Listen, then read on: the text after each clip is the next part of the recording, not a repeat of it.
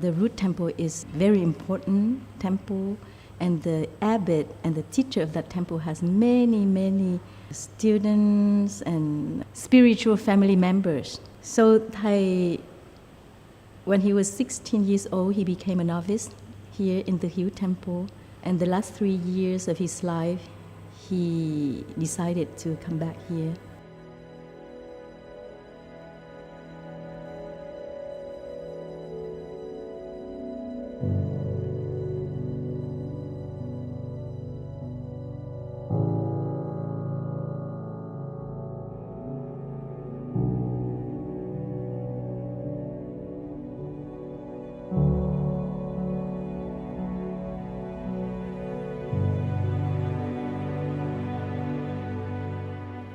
It is not Thay's will that he has to be in the West, because the war of Vietnam. That's why he was forced into exile. But his heart is in Vietnam. That we know. Throughout so many years of Thay's life, he continued to give the teaching in the West, but he continued to have a very close interaction with the Vietnamese people. So after Thầy had the stroke in 2014, after the treatment in America, and then he came back to France, and then he already planned to go back to Vietnam. Xong về Việt Nam, dạ. Phải qua lại. Giờ con hỏi, chúng con muốn biết là sư ông muốn về Việt Nam ở lâu không? Sư ông có muốn con sắp xếp bên đó hay không? Con sắp xếp với chính quyền, với giáo hội, với lại tổ đình để cho xong ở luôn bên đó. There are many factors that were in play when Thầy was going to Vietnam. Of course, Thầy in the tradition is still the abbot, or was still the abbot of Tu Hieu Temple. And so it's very appropriate for Thầy to return. So it was very exciting that Thầy can come back, so that all of his students from all around the world can return to the root. And it's very beautiful that the Vietnamese government is willing to open up and to make that happen. When Thầy made signs, we asked questions, all kinds of questions, and Thầy nodded his head or shook his head to say yes or no. And after all the questions, we understood that Thầy wanted to go back to Vietnam. During those days, it's very interesting that Thầy keep drawing a circle. With his left hand, he draw a circle. And then at the end of the circle, he pointed toward his low abdomen with the sign in his left hand like this. So what we interpreted, and then we asked Thầy whether the interpretation is correct. Thầy had been going around the world, teaching and spreading the Dharma, and now it's time for Thầy to return to the root. And he would like to connect with the root, and that root is his ancestor, so that he raised his hand up to his head.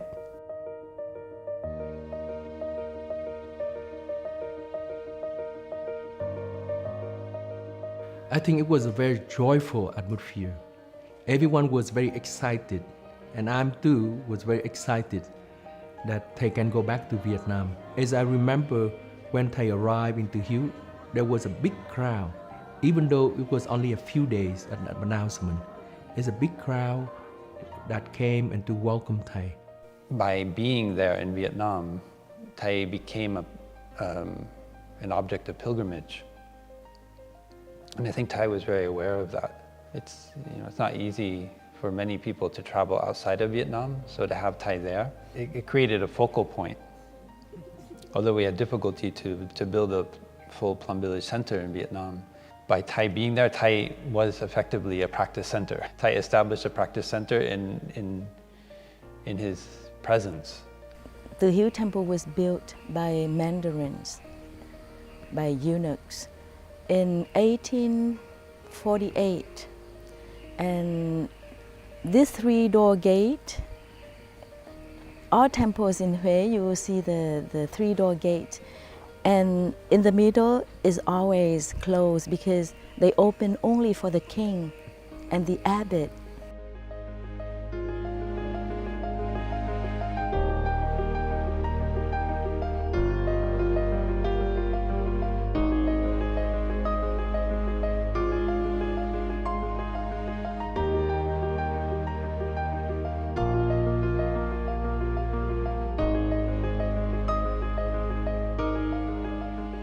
And of course, the brother and sister are very happy to see Thầy.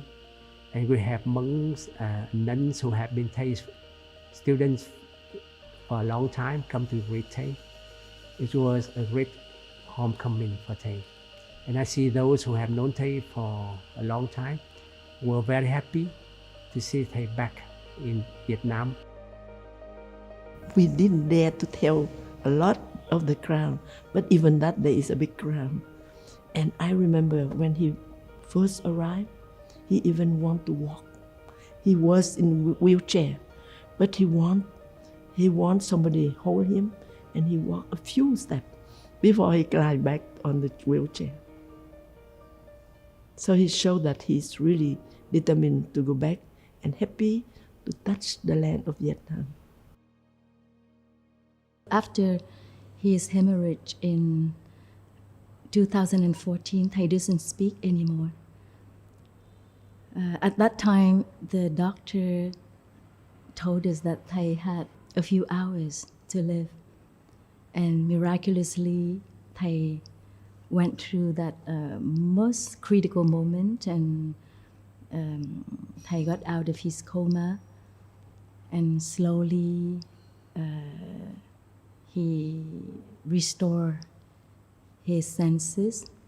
There were moments when Thầy was very close to death, but Thầy overcame. And the young sisters in the nunnery of Diệu Trạm, they were very lucky because they could see Thầy. They had the chance to eat with Thầy, to take care of Thei's place, and slowly there's feeling of love between teacher and student. They learn a lot from Thầy of how to be present for each person. Whenever they went to Thầy, they could feel that Thầy talked a lot to them with his eyes, with his full presence, or with his movements. He made sign.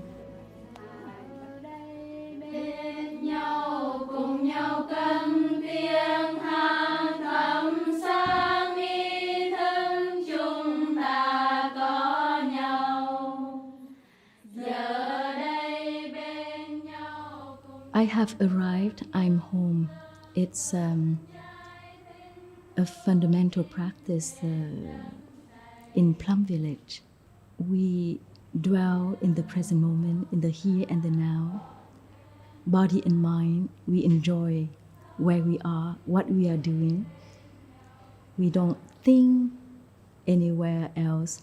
We don't think of the past, of the future. We are totally present, body and mind here for us and for the person in front of us. We don't need to run anymore. We don't need to go anywhere. We are home. We feel that we have arrived. Thầy would go out on the walk, and people around just became more mindful. It created an atmosphere in the temple of mindfulness that brought beauty, brought calm, brought peace, brought a sense of love. So I think this is Thay's great teaching of his last years. It's beyond words. What I learned from Thay is humility. I had so many surprises from Thay because when we are attendants, sometimes we think that, oh, we know Thay, we understand Thay, and we can guess things.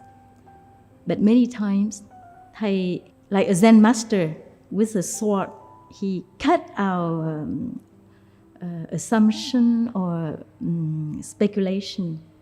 Sometimes Thay is completely different And many times I was, wow, no, it's not true. Thầy wants something else. It's not like that. So I learned humility with my perception. The last 3 years, he didn't tell us stories anymore, but how he visited each place with so much attention and love. Those were always special moments for us, to follow Thầy to each corner and feel the energy and remember the stories.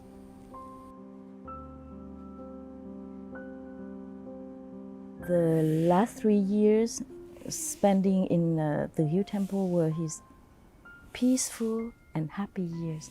I remember when Thầy came back here, the first time when Thầy came in his room, above his bed with the decoration there was calligraphy of him with the word in Vietnamese, trở về, coming back. And Thầy pointing to that calligraphy, and Thầy smiled and nodded. He said, and I asked him, Thầy, is Thầy happy to come back? Thầy nodded. And Thầy looked very peaceful, fulfilled, happy. It was the strongest teaching that Thầy gave to his students. Always coming to our root, our spiritual root, our blood root, our genetic root. For us, growing in the West, being ordained in Plum Village in France, Plum Village is our root. And when Thầy came back here, now we see that we feel clearly in our blood, in our body, that our root is here. And we are so happy. We see that our root is very deep, very ancient. There's so many generations of teachers.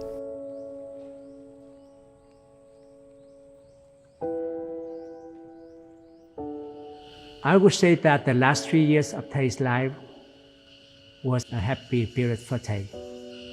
First, Thay was able to come back to his root temple and also to visit Thay's teacher's room, where he loved his teacher a lot. He come to see the places that when he was a young novice, the well, the place where he used to raise the cows, the buffaloes, the place where he make the sutras. But that's only memory. I think the presence of Thay in Vietnam the last 3 years brought a message to get in touch with the present moment. And Thay, even though on his wheelchair, he still, as a Zen master of a teacher, he still have a responsibility to teach. Life is only available in the present moment. And Thay took that message dearly. He's still alive. He still have his students. He is with his teachers. He in his root temple. He lived his life fully. Even though physically he was not in the best conditions. What we share is the spiritual root. And this is the message that Thầy was able to bring out.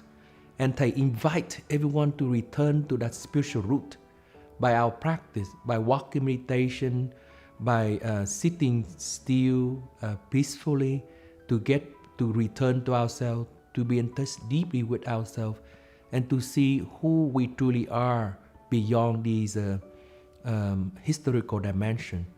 To touch this common root, this shared heritage, not only of Vietnamese spiritual tradition, but all of the spiritual tradition around the world. Sẽ ông xà đầu nè.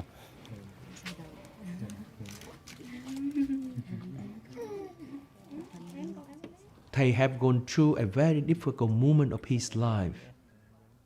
But Thầy continued to maintain his practice. He continued to have a positive attitude about life, and he does not give up. He thinks that his life still meaningful. He still can do something for life, even in this most difficult state of his health.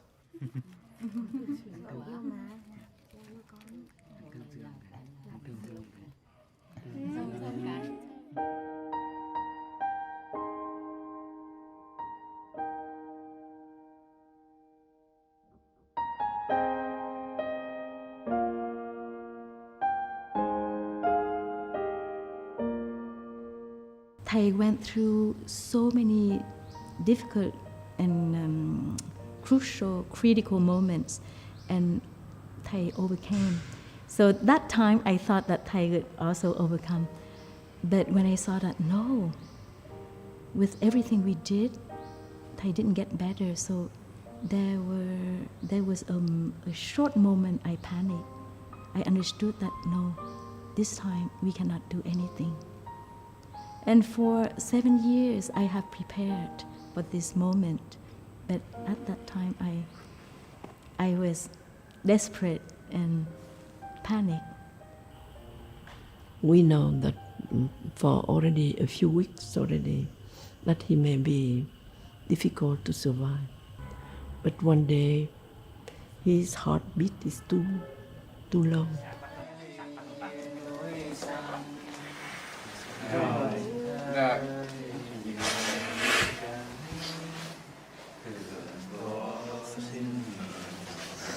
To pass on with the monks and nuns around Thầy, singing Thay's poetry.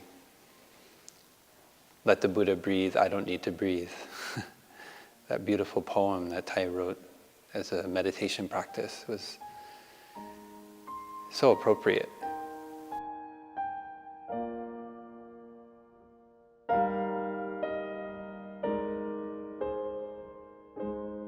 When I first received the news of Thay's passing, I was at home at my parents' house in San Diego. I took a breath because as I was preparing for a normal work day, and then I realized at that moment that, oh, this is it. And I went to my mother's altar. I lit an incense. And I took a breath and offered the incense to the Buddha and to Thay.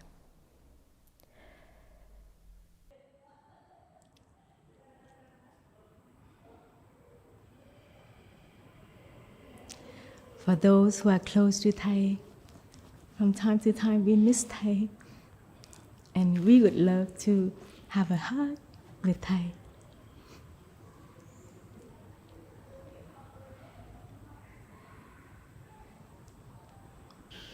It was a moment that we expected to happen, but of course when it happened, we feel the pain.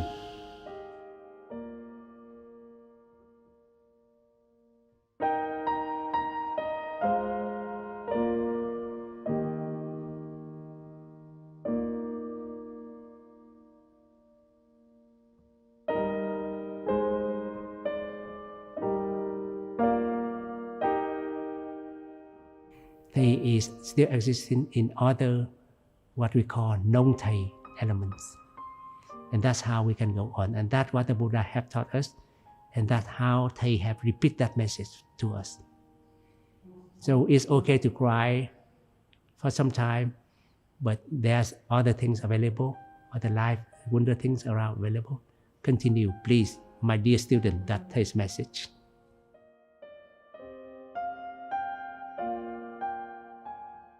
I had then to go back to Deer Park Monastery, where I'm from,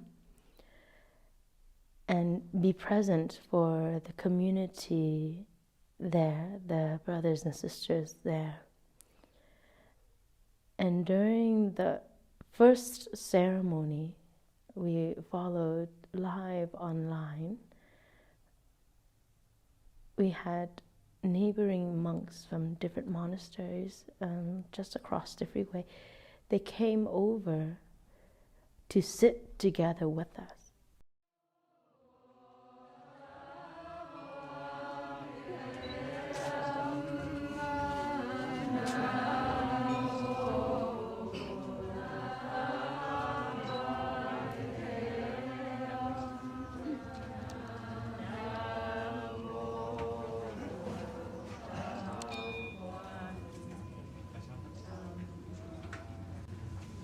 And I remember it was so powerful, so present. You can feel a lot of the grief, a lot of pain and confusion, but at the same time, so much presence. And there's so much coming together as a community.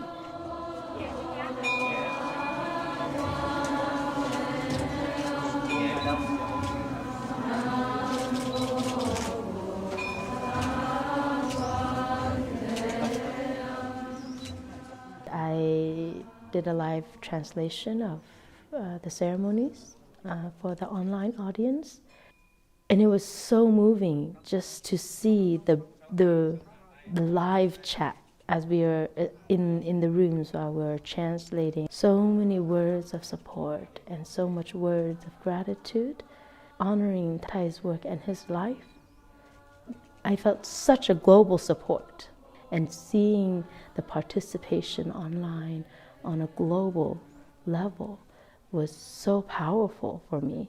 Just by seeing the numbers of live streams, there was about a couple 100,000. And the news reached tens of millions.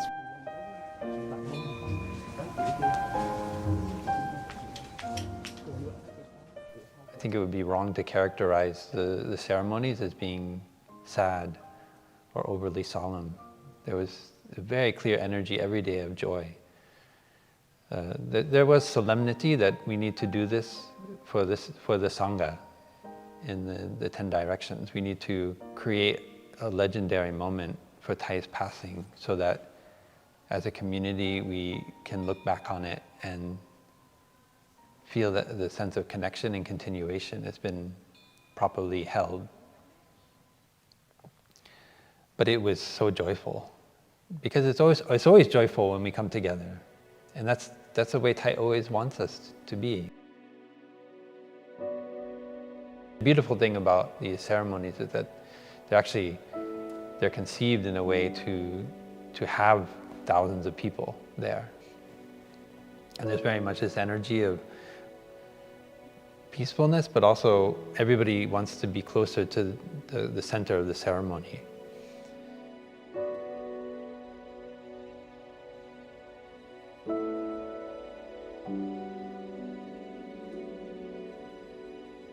It was such a beautiful walk to go down the main entranceway to the half moon pool and then out through the main gate. We went very slowly, mindfully, and with so much love. I just felt so much this sense of care for Thay, and that we are carrying on Thay's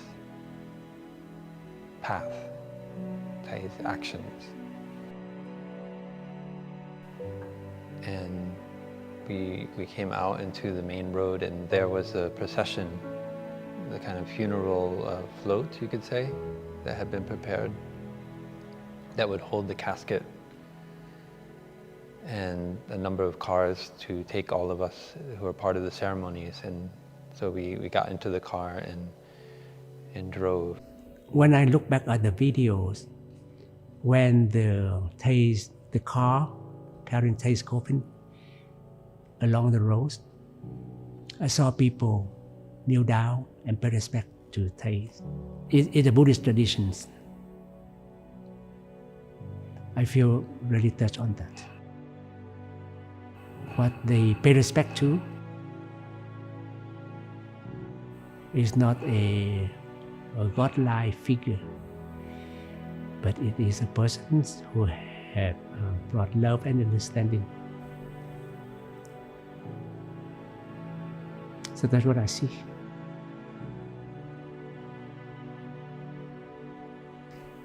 That's why I say that Thay continues to teach even in his funeral.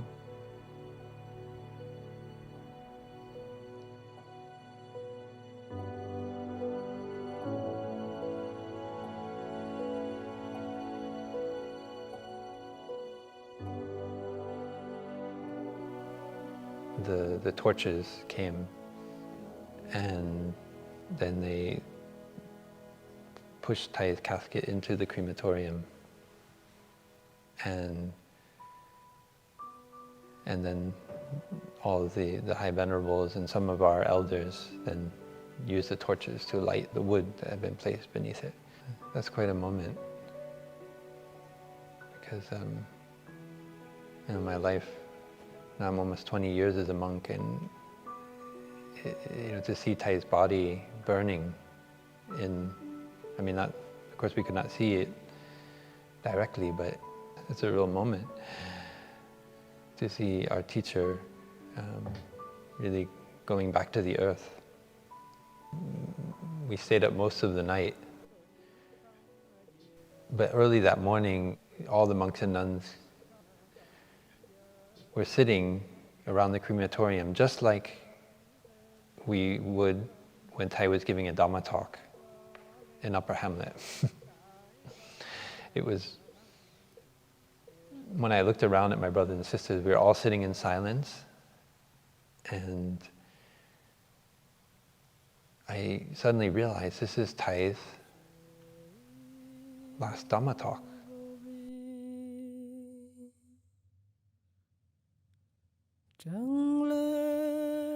And we are all there, sitting joyfully, following our breathing, receiving these teachings.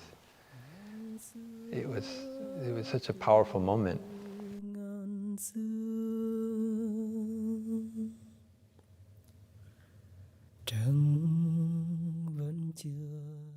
So when we were sitting around the crematorium like that, I remembered that moment of Thay teaching without words. And to be honest, until today, I continue to receive that teaching everywhere. Whether it's in the trees here at Deer Park, whether it's in my brothers and sisters when they give a talk, whether it's in the sky, the ocean. There's Thay's presence everywhere. If I look with those eyes, that for me was a great gift that we received from Thay on that last night.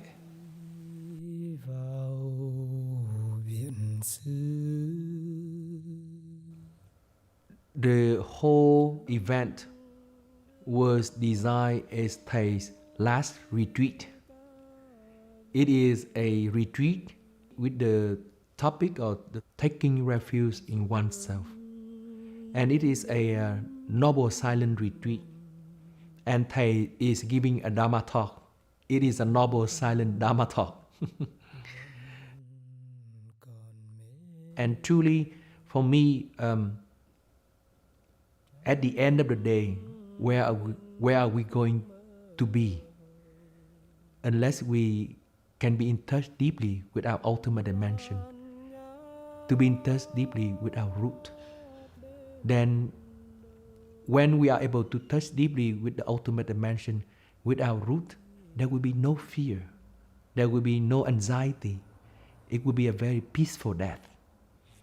And in fact, many people have shared with me that they are very afraid of death, but watching Thay's funeral, now they are able to smile to death.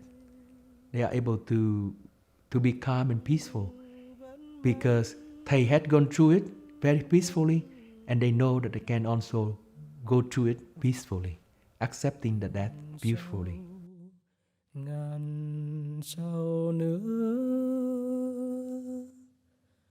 lòng lòng giữa trời mây.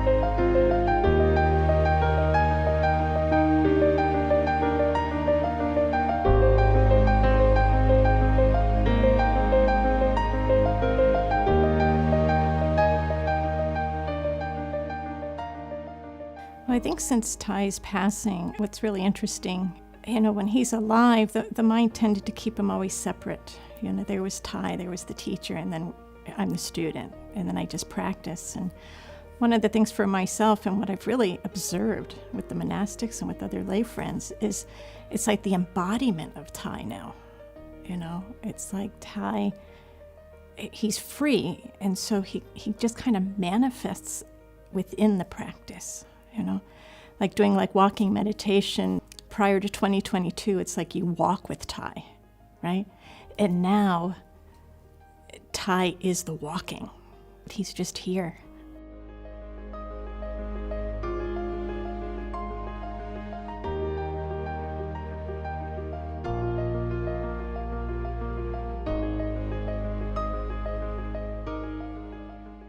This summer, it's the first summer since reopening after the pandemic. And we offered, again, I like this term, it's like the summer festival where the families can come with children and teenagers. I hope Thai would be happy. We offered a small, for the first time, a deep ecology retreat called Coming Home to Mother Earth. And it was about offering the teachings that have helped me so much in my life. That's the whole retreat is based on this reality of interbeing. He shares the reality of interbeing is unsurpassed, that none of us can exist on our own in the world. The entrepreneurial spirit is great, but you can't make it on your own. And this web of reciprocity with the natural world, that people came for this healing in these times of emergency, of our climate emergency, our biodiversity, ecology emergency. But what Thai talked about, our social emergency as a human family, that loneliness and anxiety are the ill beings of our time.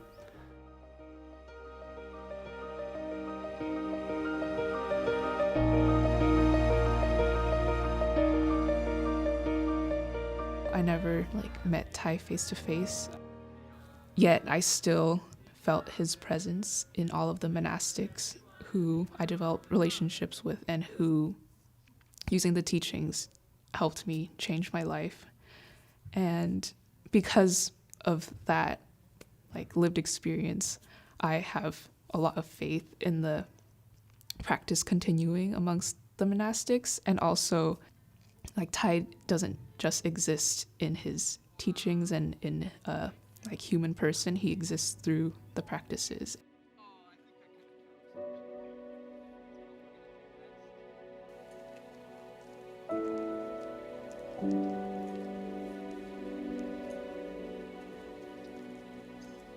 I think we just listen to his talks a little differently now. And for me, I take a lot more to heart some messages he had, especially key teachings in his life and things that he really stressed. There's a very sweet letter that he wrote for monastics, and those words are very different now, seeing that he has transitioned. And I think a lot of us share how we see for years before his transition, he was preparing the Sangha for this inevitable moment, and how to be able to hold itself, how to be there, how to let it be an organism that doesn't need some sort of person at the top in a traditional abbot role, for example, for it to function and for it to thrive. And I think now I see a lot of the quiet genius behind what he was doing for the community, and his actions make a lot more sense. And we not only can, for us, it's not only the case that we can imagine our centers without Suom. That is exactly what we've been doing for the most part. He's been in Tai Plum Village for a while, and Tukyu as well. And I think a lot of this is knowing our teacher, very deliberate. A lot of this was to let the Sangha know how to take care of itself when he's not around, because that's, for him, I think, a very big happiness to know that he can transition beautifully the way he did, and we'll still be here, and we'll still be happy, we'll still be playing volleyball once in a while, we'll still be cooking together, we'll still be practicing and growing together, and it doesn't just rest on one person.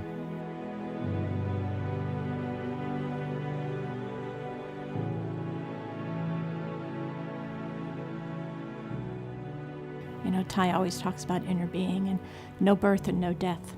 And it's so easy for the conceptual mind to say, okay, he was here and now he died.